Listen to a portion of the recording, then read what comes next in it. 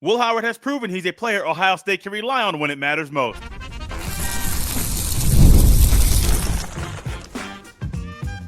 You are Locked On Buckeyes, your daily podcast on the Ohio State Buckeyes. Part of the Locked On Podcast Network, your team every day. Welcome to a Tuesday edition of Locked On Buckeyes, which is your daily Ohio State podcast, part of the Locked On Podcast Network, your team every day. I'm your host, Jay Stevens, also the host of the Jay Stevens Podcast. And today's episode is brought to you by Game Time. Download the Game Time app, create an account, and use code LOCKEDONCollege for $20 off your first purchase. Joining us during today's show, it's my guy, Jeff Hunt. Jeff's a guy who's been a lifelong Ohio State fan. He's a podcaster like me. And when it's hate week, it's time for war. We got to get Jeff on the show. And Jeff, the first thought in my head, it's about number 18. And he did some good things. He's done great things all year in the 11 games that he's played in the Scarlet and Gray. And I don't know about you, Jeff. I'm going to throw this statement out there. I'm going to hear your reply in a second. I believe Ohio State can rely on Will Howard in this game to snap the 3-game losing streak. I absolutely do, Jay. When Will Howard chose Ohio State last spring, I remember, honestly, that was what kind of flipped the switch and got, Ohio State fans, out of the doldrums, move on to the next page. I was a big Will Howard fan because I just accidentally got to watch, several of his games. And of course that, Big 12 championship game just sticks in my head of how impressive that was in the moment. And I thought he, checked every box for what Ohio State needed. And boy, has he been better than I thought he could have been. This isn't a guy that they've had to help out. This isn't a guy, that they've had to drag along. This isn't a guy that they've had to rely on the athletes around him to bail him out a little bit like we had to last year, it's completely opposite. Chip Kelly's been able to run the offense that he wants to run. Now it's not perfect. Sometimes it looks perfect, but it hasn't been perfect, but he's still able to run. He doesn't have to just, result in, just take your best guy and throw it to him. Jeremiah Smith could have won every game for him and had 20 catches like we did Henderson last year. That's not what we had to do. When Will Howard's been called, he's thrown great. I thought, it's little stuff like the touchdown he threw to Egbuka last weekend. I thought was beautiful. He ran the play. He threw it at the exact right time, which is what we complain about with quarterbacks. He threw it exact right time, exact right pace, exact right arch, he made it catchable.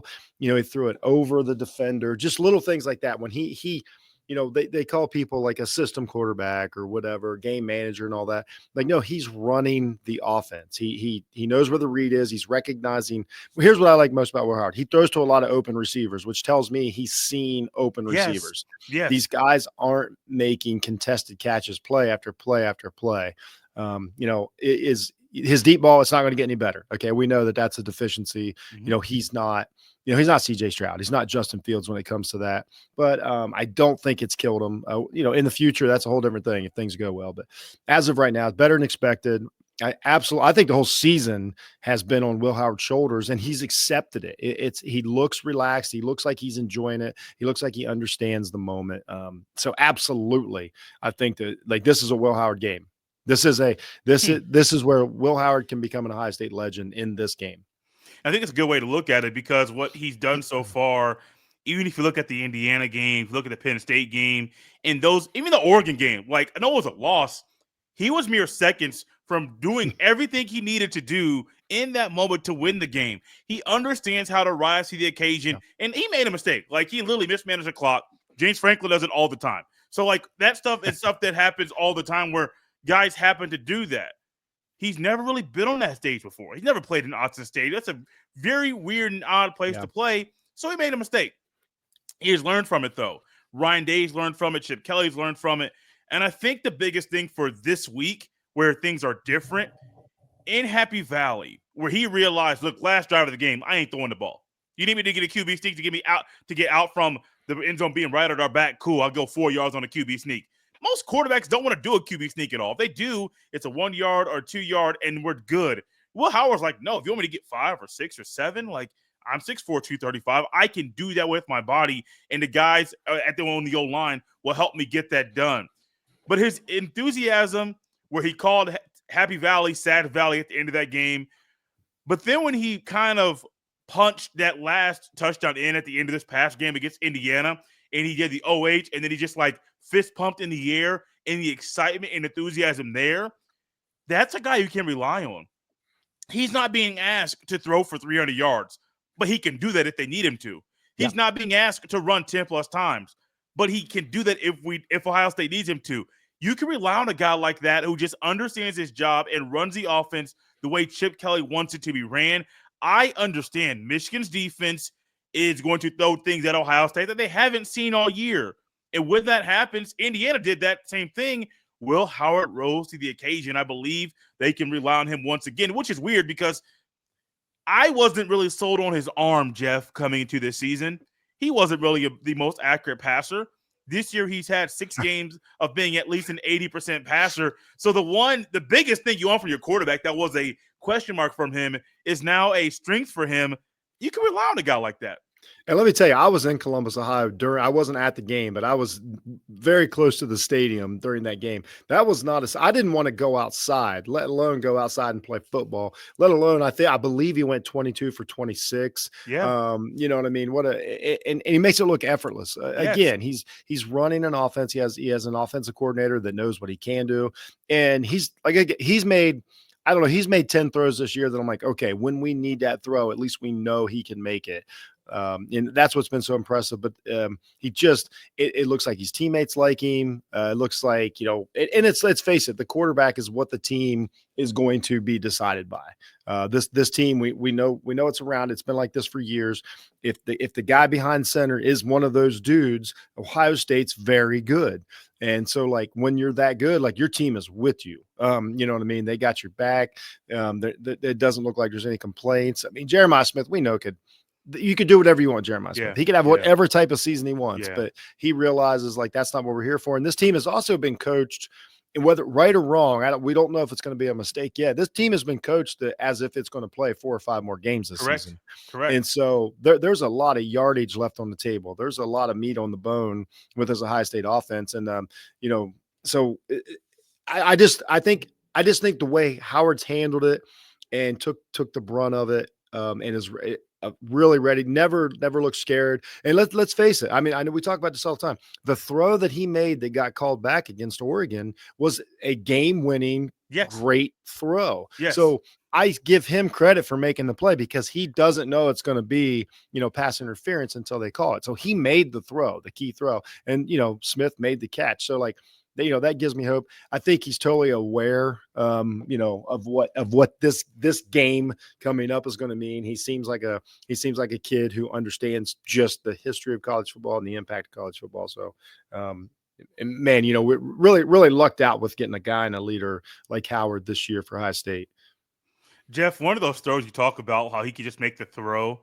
I'm still sitting here as you're talking, thinking about that 3rd and 35, then the 4th and 10 to Carnell Tate. And I was literally watching the game, and I'm thinking, okay, it's 4th and 10. You're going to settle for a long field goal. Will Howard's still on the field, and they go out there and throw that dot to the Carnell Tate. I'm like, what in the world is this? What am I watching? Like, this is not what I expected Will Howard to do, but his arm has been so much better, and he's able to make the Oregon throw. The throw, I mean, even the confidence that he made in the throw to Jelani Thurman along the back of the end zone after Jelani Thurman dropped the ball, was intercepted. He's like, hey, man, I got you. Put it right in the same spot again. Now, granted, the ball was wet, and so maybe the ball was slippery, impacted Jelani Thurman, but Jelani Thurman still had both hands on the ball. Yeah. He's supposed to catch it. He dropped it. He's like, hey, man, I know what happened earlier. I got confidence in you. Let's try this pitch and catch thing again. So that's a good point. That's a great point to bring up. That was a great looking play. And with all the pressure on, and that's a point in the game to where, like, man, we've almost got this one wrapped up. Let's go for it. Let's go for the kill shot. But to be able to calm yourself down and make that throw, that's some stuff that, like, CJ Stroud could do. Mm-hmm. Those are some things. And that's what a quarterback has to be able to do in the height and the excitement and the adrenaline's pumping, calm yourself and throw exactly to a guy that, maybe overthinking it a little bit, but he didn't.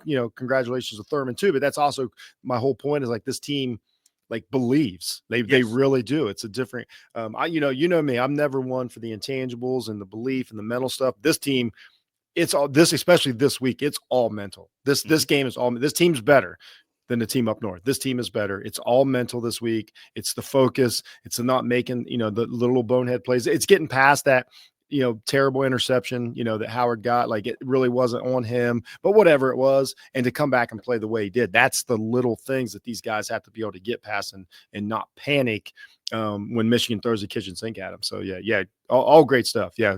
I mean, just like I say, again, over and over, he's just made the right throw, and just the touch he's been able to have in heightened moments has been awesome. Now, Will Howard is a newcomer to Columbus. He transferred to Ohio State in the offseason, and a lot of newcomers might not understand the rivalry. But from what I heard from Will Howard after the Indiana win, I think he does understand the importance of this game on Saturday. We're going to talk about that next. This episode is brought to you by Game Time. Game Time has a new feature called Game Time Picks that makes getting tickets to see your favorite teams play live even easier. Game Time Picks filters out the fluff to show you only incredible deals on great seats, so you don't have to waste time searching through thousands of tickets. While Game Time Picks is a great feature, Game Time still offers the ability for you to see a panoramic view from your seat. There's all-in pricing, and they also have the lowest price guarantee. All of it is geared to help you take the guesswork out of buying tickets with Game Time Picks. Download the Game Time app, create an account, and use code LOCKEDONCollege for $20 off your first purchase. Terms apply. Again, create an account and redeem code LOCKEDONCOLLEGE for $20 off. Download Game Time today. What time is it? Game time. So, Jeff, I was a little nervous. Anytime a new guy comes in and starts to talk about the rivalry, they're like, what do you think?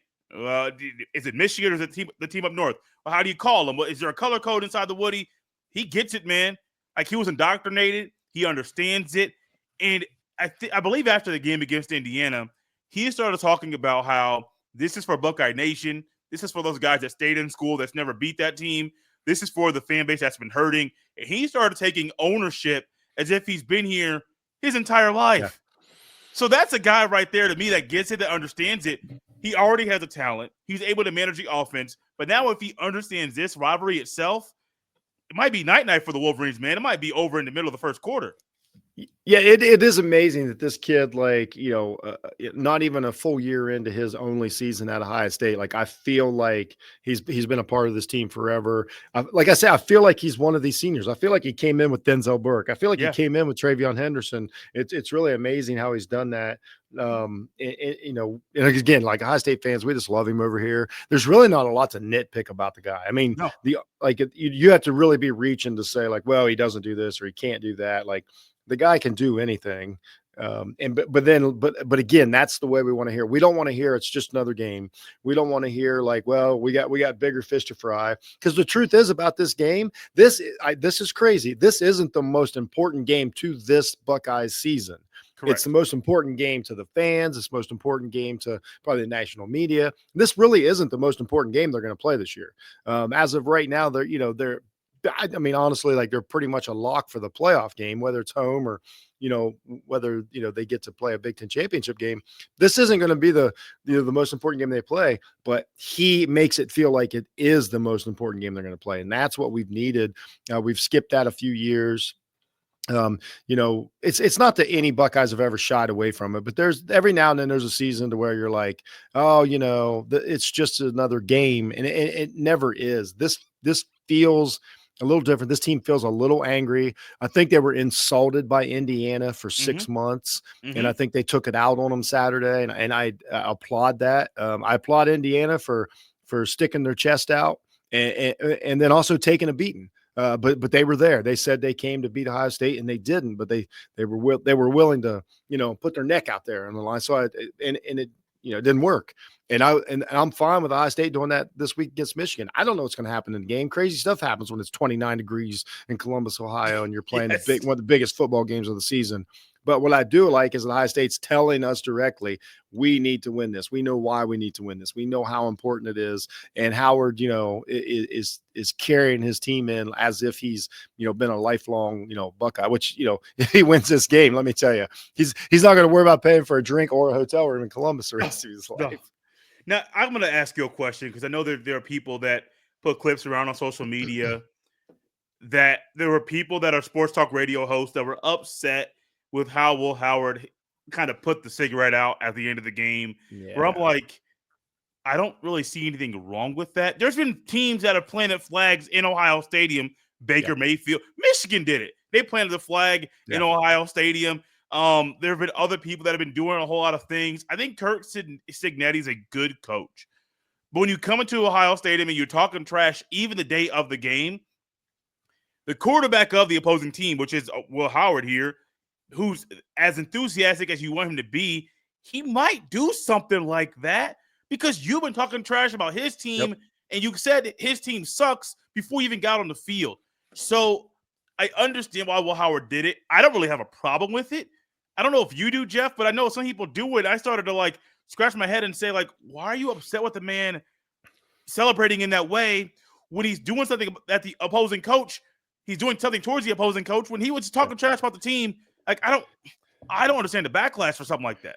This has always been my theory on this. I've never cared about stuff like this. It's never bothered me. You're out there playing. You got stuff to do. Everybody on that team has worked. This is always the problem, and especially when you're an Ohio State fan. It's always perceived that Ohio State, since they're just it should be so much better that they can never do stuff like this. Well, let me tell you, these kids on Ohio State practice just as hard this year as Indiana's kids. They've trained just as hard. They've worked just as hard. They want it just as bad. I mean, so why don't we don't know who's on that field that hasn't been on a touchdown? We don't know why it might mean something to Will Howard. We don't know if Will Howard's I need to get this one because they basically called me out for 6 months. I mean, nobody knows the whole storyline. And Indiana, but it's always the other way too. Indiana, here's what happened here. And I told everybody as it happened, when Indiana got their last drive, I'm like, they're not going to care how much time it takes. They want to make this margin of victory look as good as possible because when it comes playoff committee time, it's going to help them. And so that entire drive, they laid it all on the line to score a meaningless touchdown. I don't know why those touchdowns aren't meaningless. Then when Ohio State does it, all of a sudden that's a meaningless touchdown. Indiana could have kneeled on the ball. Why didn't they stop the game? There wasn't much time left. They could have ran the ball and they could have done whatever, but they chose to try to get the scoring margin down. And I think Ryan Day did the right thing because if they lose to Michigan this week and the committee goes back and they're looking at the teams, they're absolutely going to look at the score of the Indiana game and it's going to look better. That was the right thing to do for their season. It was the right thing to do, for their coach. And my favorite thing about the play overall was that Ryan Day was upset that Henderson didn't score. He was upset. Even though Henderson did the right thing, this is not about Henderson. He did exactly the right thing. That was an awesome play. But the fact that Ryan Day was like, no, I want those are my points. You guys deserve those points. I loved it. But I'm telling you, that's a real thing. When they look at the margin of victory against good teams, you take that 7 points off and the committee would be like, well, Ohio State only beat Indiana, even though they thumped Indiana for 50 minutes. Thumped Indiana, it would have looked better to the committee. It would look better for Indiana and it would look worse for Ohio State. It was the right thing to do to put the points on the board. And, that's all there is to that. I do not care about the class. I don't care about any of the other stuff that surrounds it. I'll just put it plain and simple. People hate Ohio State. Nobody cares. That's all it is. If it's opposite, nobody says a word because nobody cares what Indiana does. It's about Ohio State football. It's always about Ohio State football. One thing that's about Ohio State football is that Ohio State has a track record of having really good running backs and a successful running game. Are you or I, Jeff, pleased with Ohio State's running game? We'll answer that question next. This episode is brought to you by FanDuel. Get ready to tackle the NFL action with FanDuel. It's America's #1 sportsbook because right now new customers can bet $5 and get $150 in bonus bets if you win. The FanDuel Sportsbook app gives you everything you need to place live bets on the NFL, and it's all in one place. So when you get a hunch in the middle of the game, you can check out the latest stats, view live play-by-play, and so much more on the same page where you place your bets. Simply visit FanDuel.com to join today, and you'll get started with $150 in bonus bets if you win your first $5 bet. All that shit goes down in two places, on the FanDuel Sportsbook app and at FanDuel.com. Never waste a hunch and make every moment more with FanDuel, an official sportsbook partner of the NFL.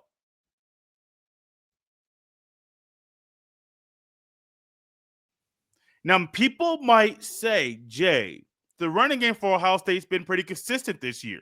Judkins and Henderson have done a lot of great things. I would say that's true. However, there are some times, Jeff, where it seems like the running game is a little stagnant. One guy gets going, and the other guy can't. Or one guy gets going, and the other guy – or Nebraska game, neither guy could get loose. I think both guys had less than 30 yards rushing apiece. And so in this game alone, Michigan's front, the interior of Michigan's defensive line, is their strength. The weakness of Ohio State's offensive line is the interior of their offensive line. So I'm really curious about the run game, because I think if you're going up against Nebraska again or up against Oregon again, you're probably going to have more success the second time around. You only get one shot at the Wolverines. They're not going to the playoff. They're not going to the conference championship. You only get one shot. I am pleased with it with the starting five. I'm a little nervous. Not going to lie to you. I'm a little nervous because Michigan's D tackles are real. And there's been a little bit of an issue with the right guard spot of late. And I think Michigan's going to try to exploit that issue, which might cause Ohio State's run game to not be as strong as it should be this weekend. Oh, yeah, for sure. It's been weird. The run game has been – I mean, it's been a little disappointing only because we know what it could have been. But there's some games to where here's what this is. It's a weird thing about Ohio State, especially with the talent they have in the backfield. They really don't do a lot of like run heavy, dedicated lineups. They always have the threat of the pass out there. They always have great wide receivers out there. So there's always the threat of the big play over the top. But what that does, you never really outnumber the defense. It's always pretty much – hat on a hat defense. And, with the offensive line troubles and things like that, now you've kind of equaled things out. Now, we watched some games to where, Chip pulled out the, like some of the old school, like, two running backs in the backfield, a couple tight ends on the field. And maybe you could have went with that all season and just ran over everybody. So I don't really know the mindset, but there just hasn't been the lanes that we want to see with these two, breakaway running backs. And it is frustrating to see. The A gaps just, I don't know. It's one of those things, like it just really hadn't been there. No. Even on like, short yardage and touchdown goal line runs and stuff, it still doesn't look easy. But I thought there was a couple games to where they really started going outside and stretching it. I thought it looked really good. Part of me hopes that they're just waiting for the playoffs, in all honesty, sort of like we did remember the Trey Sermon, run in 2020, something like that, to where all of a sudden, like, wait a minute, we run for 300 yards a game now. I don't know if that's the plan. I don't know if they're saving running backs. I mean, there's a very good possibility. Good point. Is it as simple as they're trying to like spread the ball out? And so they don't want to dedicate an entire game to just feeding. We know Judkins and Henderson can do it. Or if it's a player thing and a talent thing and a scheme thing, then now you're in trouble. Now you're going to run for 2 yards a carry versus Michigan, and Howard's going to have a huge load, on his shoulders, and the receivers are going to have to make some great plays. I hope that's not the case. Some weeks it definitely looks like that. So am I pleased with the run game? No. Do I still think it has potential? Yes. But am I pleased with the running backs? Yeah. I think they played really good. I think Judkins has been better than advertised. And I think this is a game to where, like, maybe it's time to, turn him loose and maybe go 2 tight ends and a couple running backs, whatever you got to do there. So it is weird to watch, and everybody else in the country sees it too. Is it a flaw? I don't think we know yet. I really don't. I don't think you know yet either. I do know, though, if they do go heavy set, I think they'd be fine. Like, I don't think there's really any issue if you go 22 personnel, 2 running backs, 2 tight ends, or I don't really know if they want to go 23 or even 13 personnel. They've done 13 a few times. I don't think you have enough good blocking tight ends to go 13 personnel. That's I think kind of an issue because G. Scott Jr. is still more of a passing threat than a blocking threat. Johnny Thurman's still more of a passing threat than a blocking threat. You really only got one, maybe two guys at tight end that can be true blocking Ohio State traditional blocking Right. tight ends. So if you do go 13, you kind of got to bring in a guy off the bench that's an Yeah. offensive lineman. The issue there is your O-line is thin. You're literally playing. I don't think Fryer's a tackle at the next level. So I think you're probably playing two guards at tackle that are playing out of their minds. Like it's amazing you can move Donovan Jackson to tackle in the middle of the season. He's playing as well as he did, as well as he is. The run game, though, to me, I think you got to get some wrinkles and put both backs on the field. If you go two backs, no tight ends, you go three wide, what's Michigan going to do? They have answers, yes, but I don't think they have enough answers for what Ohio State's backfield can do if you have Judkins and Henderson in the backfield at the same time.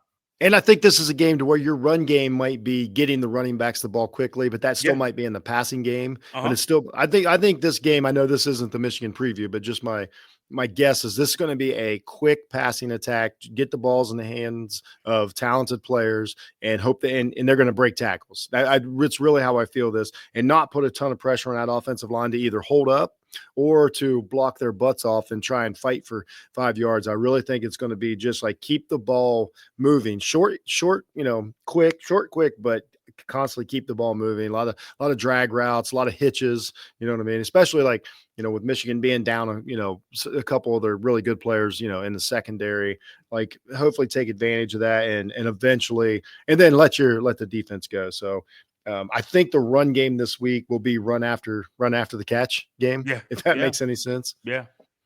Jeff, I got a quick question for you. Didn't really ask you this before. I want to close the show up with you. Who do you think wins? And if you have a score prediction, lay that out there. So last time we'll have you on the show before the game. So if you have both, just lay it on us.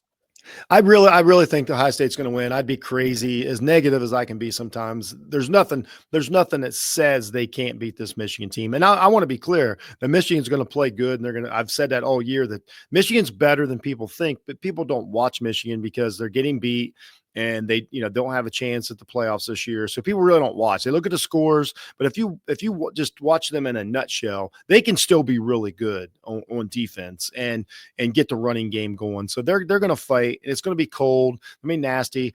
And there's no reason to be taking any chances because let's say it is going good. There's no reason to risk anything when you've got huge games coming up against Oregon and then the playoffs. So I think it's somewhere around, I'd say like 24-13 Ohio State. It's probably a little uglier than we want, a little more boring than we want. And hopefully, the game plan is to control the ball, play good defense, much like last week, and get out of there with a much, much, much needed victory against that team.